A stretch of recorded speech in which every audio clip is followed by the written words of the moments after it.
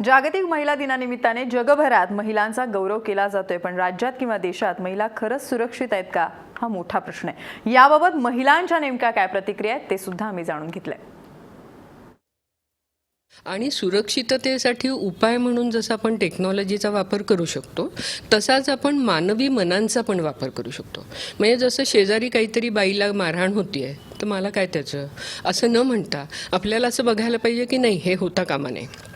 तिचा मानवाधिकार खूप महत्त्वाचा आहे आणि त्याच्यासाठी जेव्हा काही आपल्याला बाईवरती अन्याय अत्याचार होताना दिसेल तेव्हा आपल्याला सक्रियपणे याच्यामध्ये सहभाग घ्यायला पाहिजे। डॉक्टर सुदाम मुंडेंसारखं जे प्रकरण घडतं आणि लोकांना आपण वारंवार अलर्ट करतो की अशा बाबतीमध्ये आपण लोकांनी शक्यतो सतर्क राहा, अशा घटना होऊ नये, तरी प्रत्येक कुटुंबामधनं या घटना होत राहतात। आणि जी काची म्हैसाळमधली जर घटना बघितली तर ज्यावेळेस महिलेचा मृत्यू होतो त्यावेळेस कुटुंबियांना वाटतं की आपण काहीतरी चुकीचं केलेलं आहे आणि मग समाज त्यांच्या पाठीमागे सगळेजण उभं राहतात आणि मग नंतर त्याविषयी कुठेतरी चर्चा होत राहते आणि चुकीचं आहे वगैरे बोललं जातं। जर लक्षात घेतलं की कुटुंबामध्येच जिथे ही घटना घडण्यासाठी कुटुंबातले लोकच त्यापर्यंत गेले नसते किंवा अशी प्रकारची घटना घडण्यासाठी प्राथमिक स्तरावरच कुठेतरी प्रतिबंध घातला गेला असता किंवा गावामध्ये पण जे लोक आहेत त्यांना माहिती होतं की इथे काहीतरी घडतं आहे, तर जे आत्ता घडलेलं आहे ते कदाचित आणखीन 2-4 वर्षापूर्वी घडलं असतं आणि आतापर्यंत जे भ्रूण हत्या झाली आहे ती टाळता येण्यासारखी होती। म्हणजे थोडक्यात की जितकं आपण अलर्टनेस करतो आहोत तितक्या बाबतीमध्ये जनतेने सतर्क राहणं किंवा जनतेने कम्युनिकेशनमध्ये राहणं हे फार महत्त्वाचं आहे। मॅक्झिमम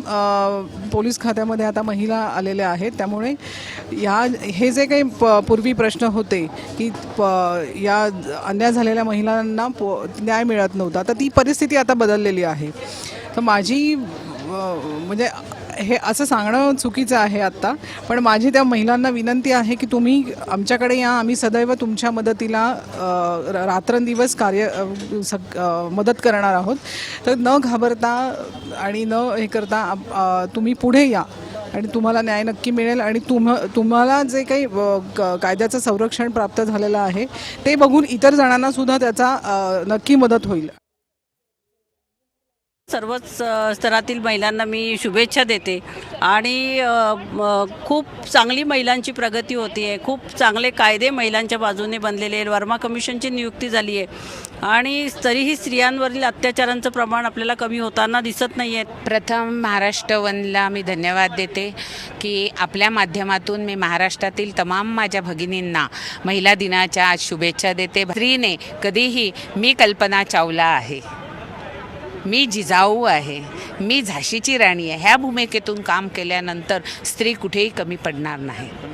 8 मार्च हा आंतरराष्ट्रीय महिला दिन आहे, म्हणून केवळ तोच एक दिवस पोळ्यासारखा साजरा करावा असं मला वाटत नाही।